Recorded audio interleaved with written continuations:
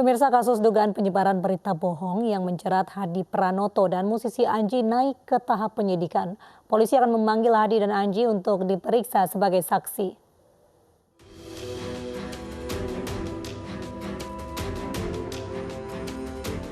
Kasus dugaan penyebaran berita bohong yang melibatkan Hadi Pranoto dan musisi Anji naik ke tahap penyidikan.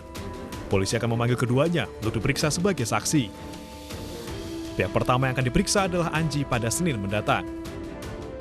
Sebelumnya, polisi telah memeriksa sejumlah saksi ahli dari Ikatan Dokter Indonesia serta pakar informasi dan teknologi. Kemarin sudah kami sampaikan bahwa sudah dinaikkan tingkatnya menjadi tingkat penyidikan berdasarkan hasil gelar perkara. Kemudian kemarin sudah kita memeriksa beberapa saksi ahli. Yang pertama adalah saksi ahli bahasa, kemudian saksi ahli pidana, dan juga kita sedang melayangkan untuk menunggu hasil pemeriksaan dari IDI sendiri, Ikatan Dokter Indonesia. Rencana hari ini yang kita layangkan surat panggilan untuk saudara pemilik dari akun Dunia Manji, ya, atau inisial A ya, yang biasa dipanggil. Itu rencananya kita akan memanggil itu hari Senin, kita lakukan pemeriksaan di Polda Metro Jaya. Nanti setelah itu baru kita akan layangkan lagi panggilan untuk saudara HP sendiri. Anji dan Hadi Pranoto dilaporkan Ketua Umum Cyber Indonesia Mu'anas Aladit ke polisi karena diduga menyebarkan berita bohong. Laporan ini terkait video wawancara Anji dengan Hadi Pranoto yang diunggah ke akun YouTube milik Anji. Dalam tayangan ini, Hadi Pranoto yang mengaku sebagai pakar mikrobiologi mengklaim telah menemukan obat herbal COVID-19. Hadi menyebut obat buatan yang mampu menyembuhkan COVID-19 hanya dalam waktu singkat. Tim Liputan iNews melaporkan. Sementara itu, pemirsa, polisi akan memeriksa musisi Anji Senin mendatang atas laporan Ketua Cyber Indonesia terkait dugaan penyebaran berita bohong obat COVID-19. Pemanggilan Anji setelah polisi memeriksa sejumlah saksi ahli.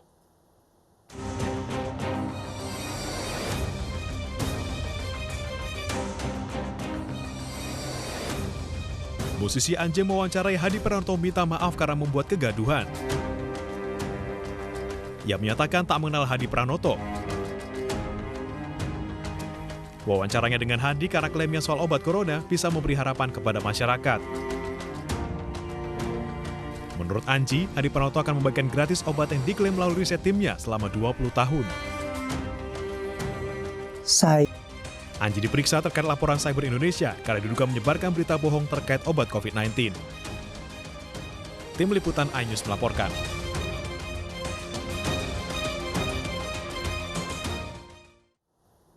Penyidik Badan Reserse Kriminal Polri menahan Anita Kolopaking, kuasa hukum terpidana kasus Bank Bali Joko Chandra di Rutan Bareskrim Polri hari ini.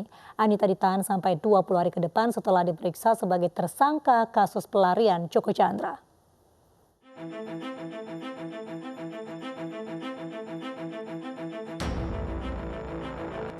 Terhitung Sabtu 8 Agustus 2020 sampai 20 hari ke depan, Anita Kolopaking, kuasa hukum terpidana kasus pengalihan hak tagih Bank Bali Joko Chandra, ditahan di Rutan Bareskrim Polri. Anita ditahan setelah diperiksa penyidik sebagai tersangka kasus pelarian Joko Chandra sejak Jumat kemarin. Pemeriksaan Anita berlangsung hingga Sabtu pukul 4 dini hari dan terdapat 55 pertanyaan yang diajukan penyidik. Sebelumnya, Bareskrim Polri telah menetapkan Anita Kolopaking sebagai tersangka dalam kasus pelarian Joko Chandra. Anita disangka telah melanggar pasal 263 ayat 2 KUHP terkait penggunaan surat palsu dan pasal 223 KUHP tentang upaya membantu kaburnya tahanan. Peran yang bersangkutan yang seperti kemarin kami sampaikan, yang bersangkutan selama ini menjembatani hubungan antara kepentingannya Joko Chandra dengan surat jalan palsu yang dibuat oleh BJPPU. Kemudian yang kedua, tentunya ini menjadi kewenangan penyidik untuk menahan atau tidak menahan. Dan sesuai dengan pasal 21 ayat 1 KUHP, jadi syarat subjektif penyidik melakukan penahanan ini antara lain yang pertama, agar yang bersangkutan tidak melarikan diri, kemudian yang kedua, yang bersangkutan tidak mengulangi perbuatan pidananya, kemudian yang ketiga tentunya agar jangan sampai menghilangkan barang bukti. Sementara itu Jumat malam, narapidana kasus korupsi hak tagih Bank Bali Joko Chandra dipindahkan ke rumah tahanan Salemba, Jakarta Pusat setelah Bareskrim Polri selesai memeriksa. Sebelumnya, Joko Chandra ditahan di Rutan Salemba Cabang Mabes Polri di Bareskrim Polri untuk memudahkan penyidik memeriksa. Penyidik mendalami keterangan Joko Chandra terkait penerbitan surat jalan palsu, surat bebas COVID-19, dan aliran dana yang melibatkan ex-kepala Biro Koordinasi dan Pengawasan PPNS Bareskrim Polri, Brigjen Pol Prasetyo Utomo. Joko Chandra ditangkap di Kuala Lumpur, Malaysia, Jumat 31 Juli 2020 setelah 11 tahun menjadi buronan di Kejaksaan Agung. Kops Ade Aksa langsung mengeksekusi Joko Chandra dengan menjebloskannya ke penjara. Joko Chandra akan menjalani hukuman 2 tahun penjara sesuai vonis Mahkamah Agung 11 tahun silam. Tim iNews melaporkan. Sejumlah pejabat terseret kasus Joko Chandra dari perwira tinggi hingga lurah. Mereka yang terseret dicopot jabatannya, bahkan berujung pidana.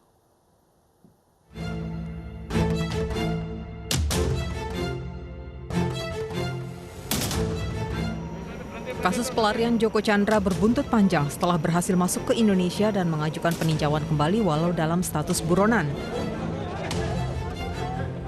Sejumlah nama terseret dalam pusaran kasus Joko Chandra berimbas pencopotan jabatan bahkan pidana. Irjen Pol Napoleon Bonaparte, mantan Kadif Hubinter Polri, dan Brigjen Pol Nugroho Wibowo, mantan Sekretaris NBC Interpol Indonesia, dimutasi karena diduga berperan menghapus Interpol Red Notice Joko Chandra. Sementara Brigjen Pol Prasetyo Utomo, yang merupakan pejabat di Bareskrim Polri yang menerbitkan surat jalan untuk Joko Chandra, dicopot dari jabatannya dan ditahan di Mabes Polri. Sementara Jaksa Pinangki Sirna Malasari juga dicopot dari jabatannya sebagai Kepala Subbagian Pemantauan dan Evaluasi 2 Kejaksaan Agung setelah diduga terlibat gratifikasi. Sebelumnya Asep Subahan dicopot sebagai Lurah Grogol Selatan setelah diduga membantu penerbitan KTP elektronik Joko Chandra. Dari Jakarta, Tim Liputan iNews melaporkan.